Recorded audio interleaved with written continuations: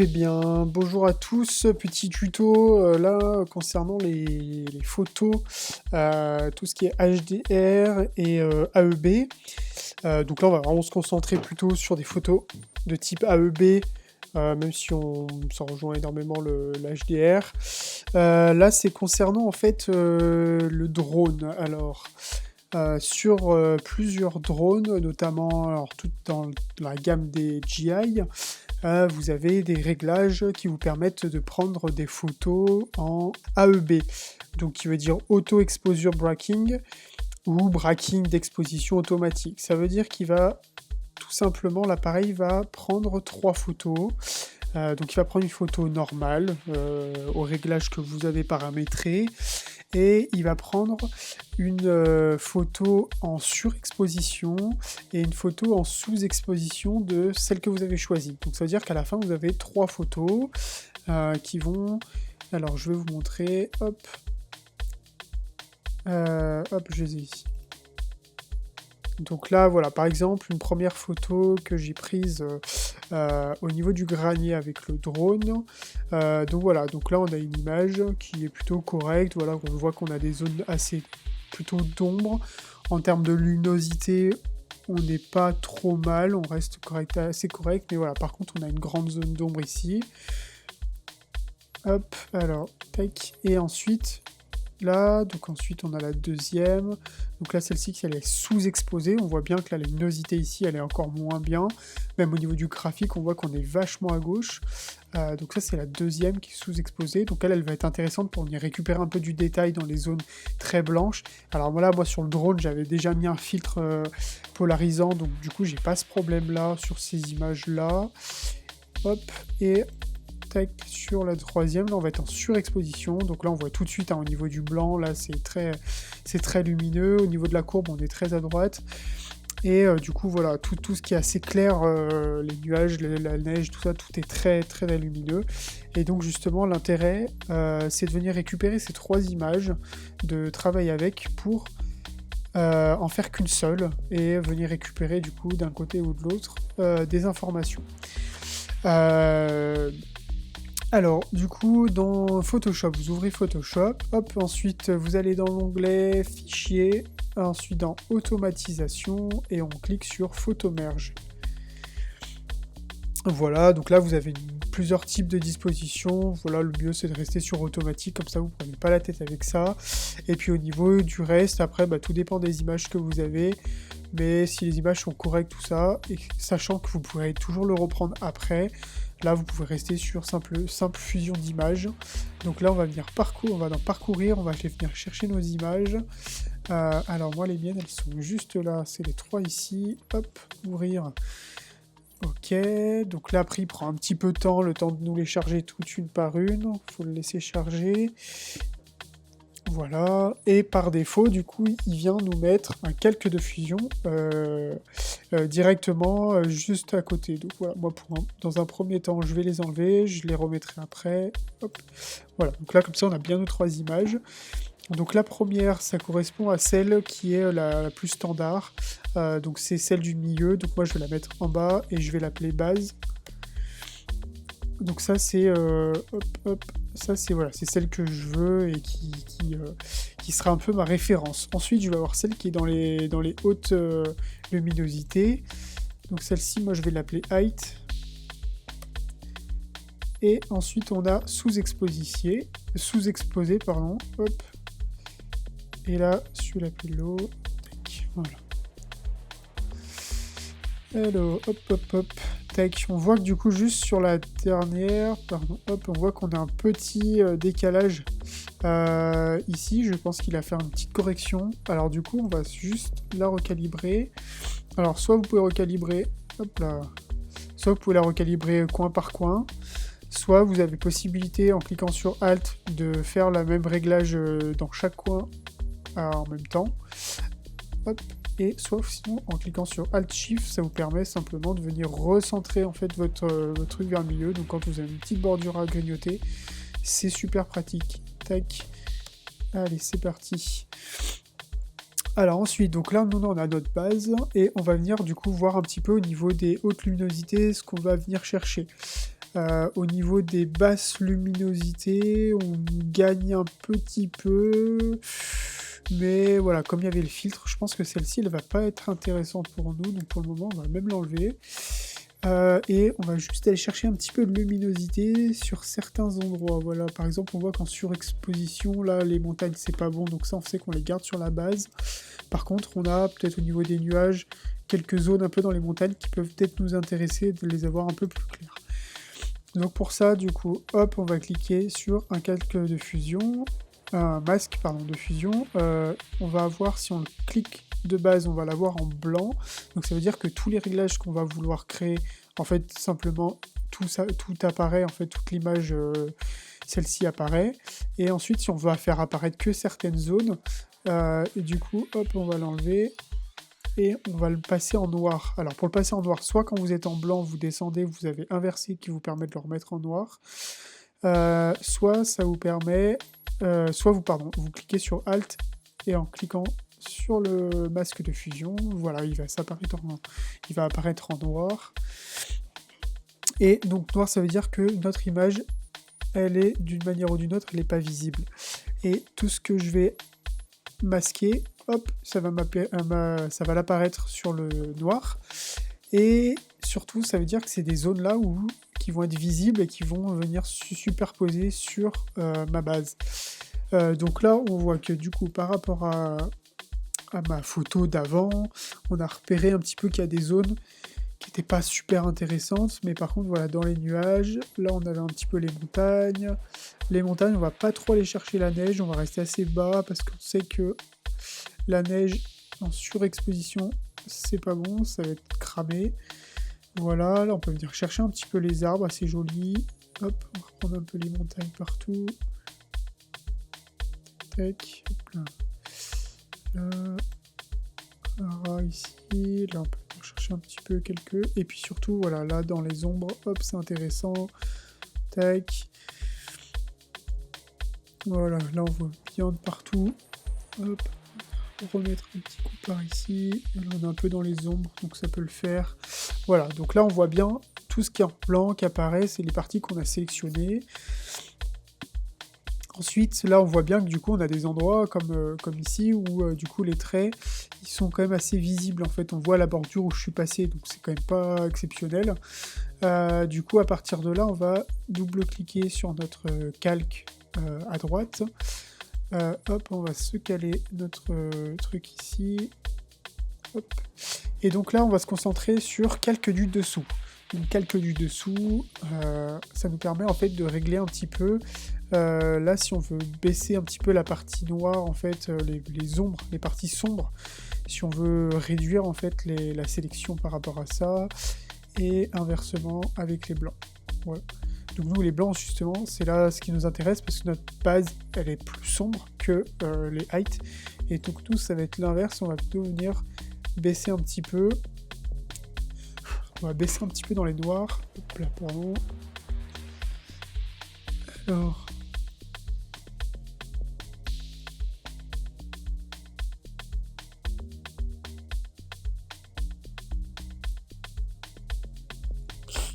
Alors, du coup là on a deux réglages, on a le noir d'un côté, le blanc de l'autre. Le noir ça va permettre d'enlever un petit peu ce qui apparaît au niveau des zones sombres.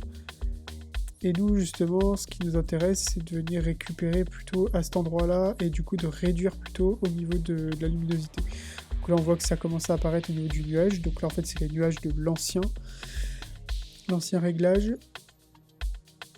Et alors du coup les nuages on les aura pas rattrapés comme il faut.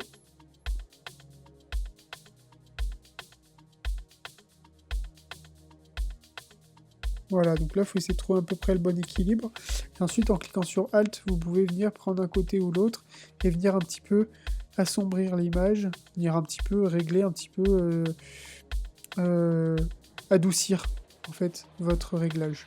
Vous voyez là en fait là si je reste comme j'étais, bon, dans les montagnes là on est assez blanc et on va venir un petit peu revenir chercher un peu du détail en adoucissant un petit peu. De la même façon que si je remonte, bah, on revient chercher un peu plus de clair et inversement. Alors après ce qu'il faut faire gaffe c'est les endroits où on a sélectionné que justement, il faut que voilà, il soit pas trop visible, même pas du tout si possible, pour qu'on n'ait pas quelque chose de trop, qui soit pas trop apparent, quoi. Voilà, donc là on va venir un petit peu par ici, et puis là on va venir chercher un peu plus de détails. Voilà, là on est pas mal. Hop. Donc là on peut voir un petit peu que voilà, ça montre un peu les zones où on est venu chercher un peu de luminosité, donc un peu toutes les zones le plus sombres. C'est vraiment les endroits qui ont été le plus sombres. On est venu chercher un petit peu. Voilà. Bon, après, toutes les parties là où on a perdu un peu du détail, au contraste, on viendra les récupérer, donc il n'y a pas de souci. Maintenant qu'on a terminé du coup 2, alors après on aurait pu le faire avec les 3, mais c'est vrai que ma troisième n'était pas forcément intéressante. On n'avait pas tellement de choses à récupérer dans les zones sombres. Enfin, dans les zones claires, je veux dire, par rapport à la zone sombre, avec la photo sous-exposée. Donc ensuite, du coup, une fois qu'on a terminé nos réglages, soit on peut l'exporter comme ça, soit là on va vouloir venir chercher un petit peu, retravailler un peu nos couleurs, tout ça. Parce que là du coup on est sur un format encore brut, donc au niveau couleur, lumière, on est sur quelque chose qui est assez plat. Donc là du coup on va venir récupérer dans image, dans calque, on va avoir tout en bas aplatir l'image. Voilà, qui va nous permettre tout simplement de fusionner les deux images en une seule. Donc voilà, comme ça on n'en a plus qu'une. Hop, nous la verrouiller par défaut. Voilà. Celle-ci ensuite, soit on va pouvoir le régler, donc comme vous connaissez avec les réglages de Photoshop, tout ça. Moi j'avoue que je travaille beaucoup. J'aime bien travailler avec Camera Raw. Je trouve que les paramètres sont plus accessibles, enfin plus sympas à travailler. Hop, donc moi je l'ouvre là directement dans Camera Raw, oui exactement. Hop, et donc voilà, donc là on retrouve notre image qui a déjà été travaillée au niveau des zones. Et du coup voilà, donc là on va voir que hop, on va réaugmenter un tout petit peu. En contraste, on va venir serrer un peu, voilà, venir chercher un peu des couleurs en même temps. Vous voyez que rien que contraster, ça permet simplement d'apporter un peu de lumière, un peu de couleur. Et les zones claires, là on est pas mal. Ouais, celle-là on peut laisser ici. Et puis là on va venir éclaircir encore un peu nos zones sombres. Donc là dans les tons foncés, voilà, on va pouvoir augmenter un petit peu. Voilà, les blancs, les noirs on ne touche pas. La texture on peut en apporter un petit peu. Légèrement de clarté aussi, ça va venir faire ressortir un peu les nuages. Mais sans trop. Voilà. La correction du voile c'est intéressant quand on a des photos comme là, qui sont en vue aérienne ou qui sont de loin, des paysages, et du coup on a toujours, avec le ciel, avec la brume, on a toujours une espèce de voile blanc. Et justement, ça c'est un des réglages qu'on peut pas trouver, enfin qui est un peu compliqué à reproduire sur Photoshop, et que là justement on a dans Camera Raw, avec simplement un petit truc à glisser, c'est que voilà, là on vient comme si on venait supprimer un petit peu ce voile blanc. Alors des fois il faut jouer un petit peu aussi avec le contraste pour essayer de pas trop cramer, c'est vrai que des fois ça peut se faire en premier celui-là, alors après il faut pas trop en faire parce qu'après voilà, ça fait vraiment très moche. Donc on va essayer de réduire un petit peu, voilà, comme ça, et on continue de contraster un tout petit peu. Je vais un peu calmer les bleus, hop, voilà, là on a quelque chose qui commence à être sympa.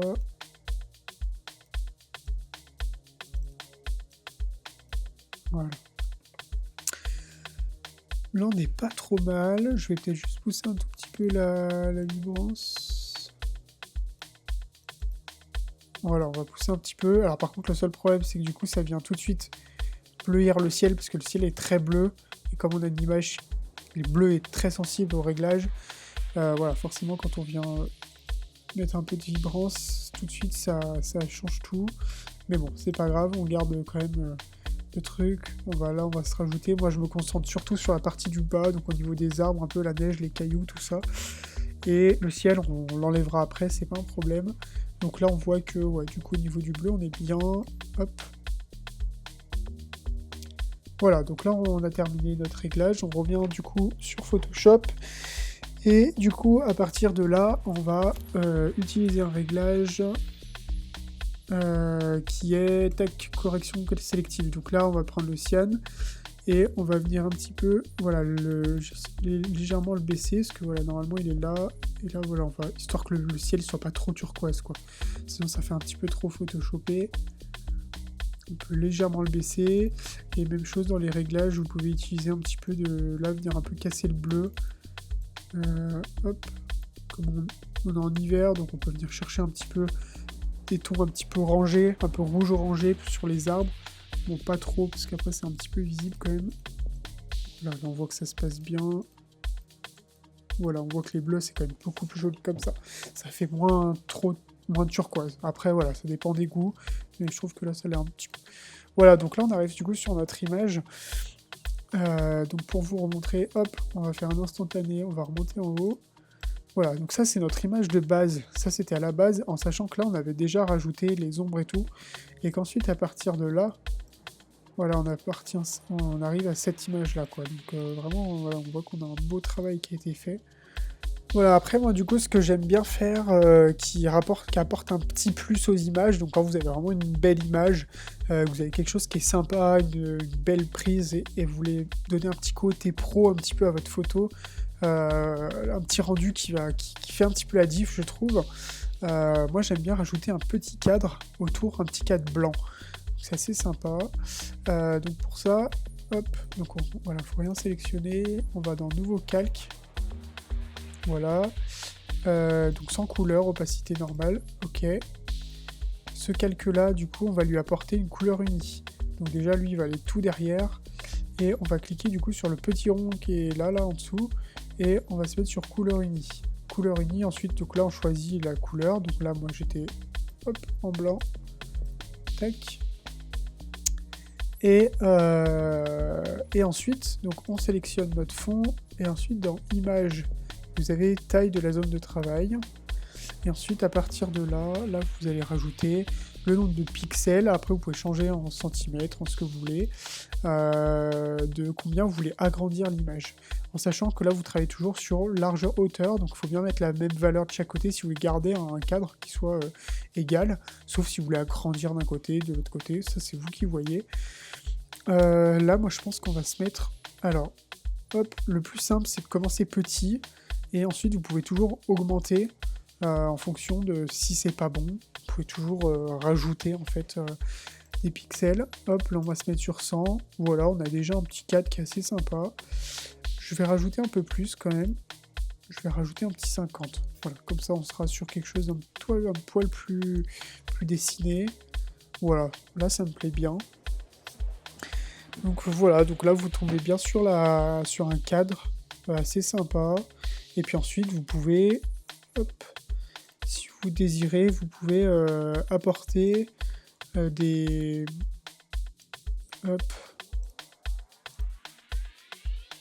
apporter une petite signature, quelque chose. Hop, il faut bien le mettre au-dessus.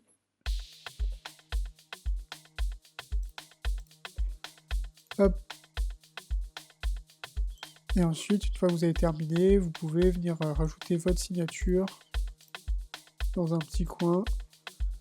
Hop. Ici, bah là on ne le verrait pas du tout. Ici c'est plus discret, même il y en a qui le rajoutent directement dans le cadre. C'est vrai que ça donne un petit côté sympa, un petit peu en signature comme ça. Après il faut que le cadre soit plus grand. Moi j'aime bien qu'il soit dans un petit coin, pas trop visible, mais ouais, qu'on le voie un petit peu quand même. Voilà, et ensuite, votre image est terminée. Donc... Et écoutez, je vous souhaite une bonne continuation, et à plus pour d'autres vidéos, n'hésitez pas à vous abonner.